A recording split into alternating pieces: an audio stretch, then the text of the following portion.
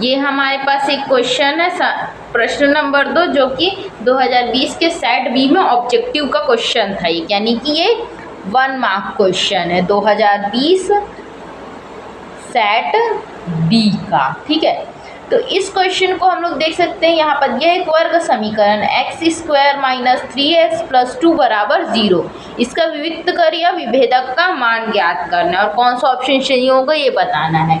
तो इसको हम लोग निकालने के लिए हम लोग को विविक्त कर या विभेदक का सूत्र पता होना चाहिए। तो जो विभेदक होता है या विविक्त कर, इसका जो सूत्र होता है d = √a।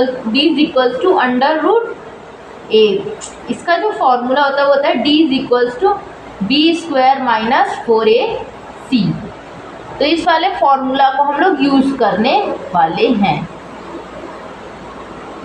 भाई d बराबर क्या हो जाएगा, b²। तो b² और 4ac इसका वैल्यू हमको पता होना चाहिए। तो उसके लिए हम लोग क्या करते हैं, जो वर्ग समीकरण दे रखा है x² - 3x + 2 = 0, ये क्या है, एक वर्ग समीकरण है। इसको हम लोग क्या करेंगे, व्यापक वर्ग समीकरण। व्यापक वर्ग समीकरण क्या होता है, ax² + bx + c = 0। इससे क्या करेंगे, जो दिया हुआ समीकरण है व्यापक समीकरण, इनकी आपस में तुलना करेंगे। जब आपस में हम इन दोनों की तुलना करते हैं तो हम लोग देखेंगे x² का कोफिशिएंट यहाँ पर क्या है, 1 है। यहाँ पर x² का कोफिशिएंट क्या है, a है। तो a का मान क्या हो जाएगा, 1 हो जाएगा। उसी प्रकार जो यहाँ x का कोफिशिएंट क्या है, -3 है, ना कि 3, क्योंकि यहाँ देख सकते प्लस है ना। दोनों को कैसे हम लोग तुल्य करेंगे, जब x का मान क्या होगा, -3 होगा, तो यहाँ पर b का मान क्या होगा, -3 होगा। इसी प्रकार c क्या है, एक अचर राशि है, इसका मान 2 है।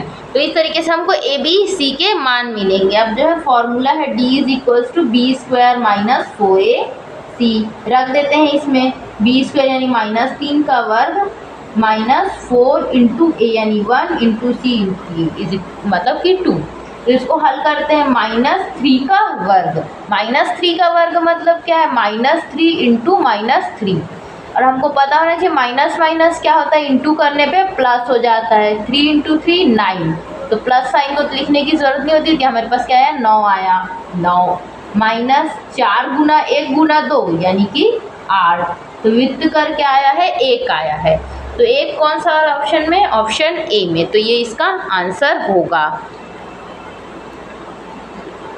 इसके साथ साथ कभी कभी इसी में क्या पूछ देता है, विभेदक का मान ना पूछ करके बोल देगा विभेदक की जो प्रकृति होगी, विभेदक बोलते हैं मूलों की प्रकृति किस प्रकार से होगी। मूलों की प्रकृति बताने के लिए हम लोग विभेदक का ही यूज करके बताते हैं, है ना।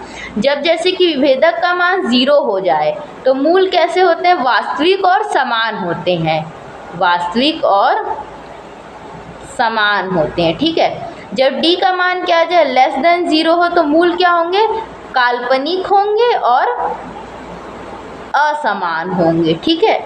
और जब d का मान <0 हो, इसका मतलब क्या है, d का मान -0 मतलब कि नेगेटिव नंबर हो कोई।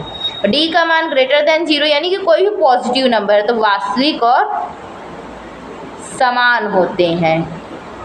ये वास्तविक और असमान होते हैं। ये मूलों की प्रकृति वाले वीडियो में भी हम लोग देख चुके हैं, मूलों की प्रकृति। तो ये तो खैर इसका जब क्वेश्चन आएगा तो हम लोग इस तरीके को कैसे होता है समझेंगे। अभी के लिए जो इसका जो था आंसर 1 आएगा।